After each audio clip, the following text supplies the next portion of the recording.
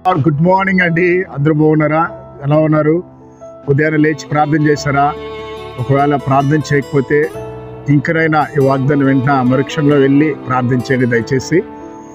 ప్రార్థన చాలా ప్రాముఖ్యమైనదండి. రండి కలిసి దేవుని వాగ్దానం చదువుకుందాం. యెషయా గ్రంథము 51వ అధ్యాయము 7వ వచనము. మనుషులు పెట్టిన నిందకు భయపడుకుడి, వారు దూషణ మాటలకి దిగులు పడుకుడి. ప్రియులారా, కొన్ని సందర్భాల్లో సాతానుడు అంటే మనకి నేరుగా వచ్చి మనల్ని దూషించడు, భయపెట్టడండి. మనుషుల ద్వారానే మనల్ని దూషిస్తాడు. కాబట్టి కొన్ని సందర్భాల్లో నీవు చేయని తప్పుకి అనవసరంగా నీ మీద నింద వేసినప్పుడు చాలా దిగులు పడతావు. ఈరోజు నువ్వు చేయని తప్పుకి నీ మీద నింద వేశారు, దీన్ని బట్టి నువ్వు చాలా దిగులుతో ఉన్నావు. యవనస్తురాలా, నిజంగానే చనిపోదామా అనే ఆలోచనతో నువ్వు తారుమారుగా ఉన్నావు. సో దేవుడు అంటున్నాడు, ఆ నిందకి నువ్వు భయపడొద్దమ్మా అంటున్నాడు. ఎదుగో ప్రియా తండ్రి, నీవు ఏ తప్పు చేయకపోయినా నీ బంధువులే నీ మీద నింద వేశారు, నువ్వు తప్పు చేశావని.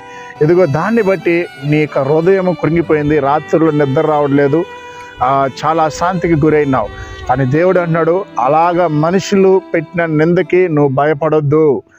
ఒకవేళ ఈ వాగ్దానం వింటూ నీవు నీ యొక్క ఆస్తి విషయంలో కావాలని ఆక్రమించుకొని వేరే వాళ్ళు నిన్ను దూషిస్తున్నారా, లేదా నీవు నీ యొక్క పిల్లలు ఎదుగుదల చూసి ఇతరులు నిన్ను దూషిస్తున్నారా? కాబట్టి వాగ్దానం వింటున్న బిడలారా గమనించండి. ఒకవేళ వారు దూషణ మాటలకి నువ్వు భయపడొద్దు. వారు శపించినారని ఆ శాపం నీకు ఉంటుందని భయపడొద్దు. ఆ శాపాన్ని నా దేవుడు నీకు ఆశీర్వాదకరంగా మార్చుతాడు. ఆ నిందని నా దేవుడు నీకు ఆశీర్వాదకరంగా మారుస్తాడు. కాబట్టి ఉదయాన్నే ధైర్యం తెచ్చుకో, కృంగిపోద్దు, లేచి నిలబడు. ఇదిగో దేవుని సన్నిధికి వెళ్ళి ప్రార్థన చేయి. ప్రార్థన చేసిన తర్వాత నువ్వు చేయాల్సిన పనులు చేస్తూ వెళ్ళు. దేవుడు నీ పక్షాన కార్యం చేస్తాడు. ఇదంతా నీ ఆశీర్వాద కొరకే. ఎన్నో నిందలు మాకు వచ్చిందండి సేవలో, ఎన్నో అవమానాలు వచ్చింది. చేయని తప్పుకి నింద వేశారు, చాలా కుమిలిపోయాను, చాలా బాధపడ్డాను. కానీ నా దేవుడు బలపరిచాడు. ఈరోజు నాకు చాలా ఆశీర్వాదాలు ఇచ్చాడు. కాబట్టి ఉదయాన్నే పరిశుద్ధాత్మ దేవుడు నిన్ను బలపరుస్తాడు.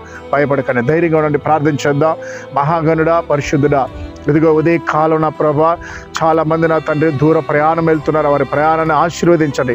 ఈరోజు ఎవరైతే వారి యొక్క పనుల్ని ప్రారంభిస్తున్నారో, ఇంటి పనిని ప్రారంభిస్తున్నారో, ఆ యొక్క ఇంటి పనిన సక్సెస్గా జరగడానికి సహాయించండి నా ప్రభా. ఎవరైతే నా ప్రభా ఈ దినమునైనా వారి యొక్క తండ్రి జీవితంలో తండ్రి ఎందుకోనైనా ఎన్నో ఓటములు ఎదురు చూసిన కృంగిపోయినారో వారిని లేవనెత్తా నా ప్రభా.